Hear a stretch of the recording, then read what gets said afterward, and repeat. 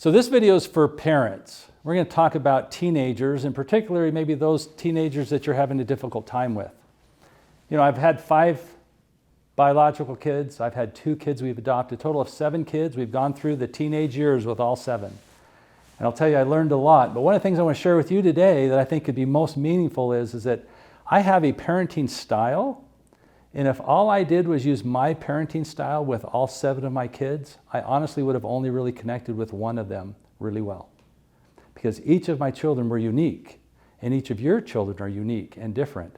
So it's important to understand that whatever my temperament is as a parent, I need to understand how that's coming across to each of the different types of temperaments so that I can, and it's not being a chameleon, it's so that I can really value and appreciate who they are so I can have the best relationship I can with them. So let's begin with the orange parent. I'm most comfortable with that because that's what I had to learn. And actually, what's interesting though is my temperament might be orange to start with, but when I became a parent, it's interesting, my second temperament became prevalent. I actually became a very gold parent. So a lot of that happens too, is I have a certain way that I like to live my life in this orange world, but in a parenting, for some reason, I needed to become all responsible. And I needed to parent my children in this very gold way. So as I alluded to, that would really only have worked well with one of my children. So let's talk about each of the different temperaments, each of my different children in particular, and we'll talk about what works well from my temperament perspective, and then what are some things I needed to watch out for. So let's just start with the orange parent dealing with the blue child. It's actually a pretty good relationship.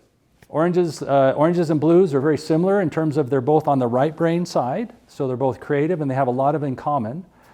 Becomes a little frustrating though that from a blue perspective, that as a blue child, they like to know that if you say you're going to do something also, they kind of count on that. It's part of the relationship and building. Where oranges are a little bit more flighty as parents or as just humans. You know, they say they're going to do something. I used to say, hey, this weekend we're going to go to the zoo. And all my kids would be so excited. The weekend would come and the world had changed for whatever reason. Something had changed. Didn't bother me. They wake up Saturday morning and say, we're going to the zoo today. And it's like, no, we're not going to the zoo today, but we're going to do this differently. My blue children kind of struggle with that because they had spent all week getting excited about going to the zoo, and now we're doing something different. And so that's something you got to watch out for when you're dealing with this orange with the blue, is just they need a little bit more understanding and closeness in terms of that relationship. Now, how about oranges and golds? Forget it. It doesn't work. Orange parents, just being in an orange world, in a little gold child, they struggle. Had my gold daughter that really, really struggled with me as an orange parent because there was nothing consistent happening in our life. We're just, let's go do this, let's go do that. There's really nothing she could count on. And she really struggled with that. As years later, we talked about it as she got older, that some of the things that she really struggled with was just this inability to know what was coming next. So parenting is not just about me. It's about me now understanding these kids, and particularly in their teenage years, understanding what they're going through. How can I best communicate with them? So for my green children, it wasn't really a struggle for them because they just blew me off, right? Dad's just an idiot, so he's not competent. He doesn't really do it, So that was a real struggle for them because in just my orange mode and just being an orange parent and going through life in that way, because that's what I was most comfortable with, it really impacted those relationships for my blues, greens, and golds.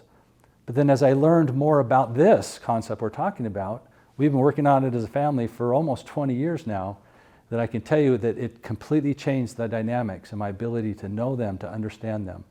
So from an orange perspective, I can become a very effective parent in being able to understand the uniquenesses of each of those temperaments, each of those children, and help build those relationships.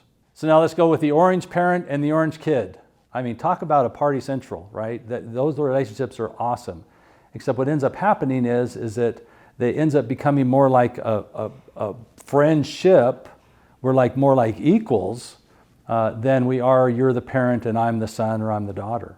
And so there becomes a tension that begins to build in that relationship with the orange kid because we're very similar, and so we become more like friends.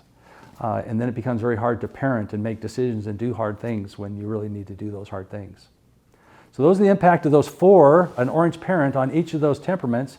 There's good things that they bring. There's things that the blues love about oranges, but there's things that really, really hinder that or affect that relationship. There's probably not much that golds like about oranges because they're exact opposites. And the greens are pretty much independent, operating anyway, and so they don't really believe their parents are raising them anyway, so they're just kind of doing their own thing. But orange parents do become irritants to green children. But oranges and oranges, yeah, we love each other. In fact, to the point where then we don't really have any control of what's going on in the relationship. So we've talked about what to watch out for. Just kind of on a positive note to end with, as an orange with a blue child, just give them some time. Spend some time with them that's about them, not about you. Orange with a green child, acknowledge them and understand them and give them their space and time. Don't be in their face all the time. For the gold child, just be a little more in control yourself. That'll make all the difference in the world for them. And when you say you're going to do something, boy, be committed to that. That's the best thing you can do with the gold child, is follow through with what you said you're going to do.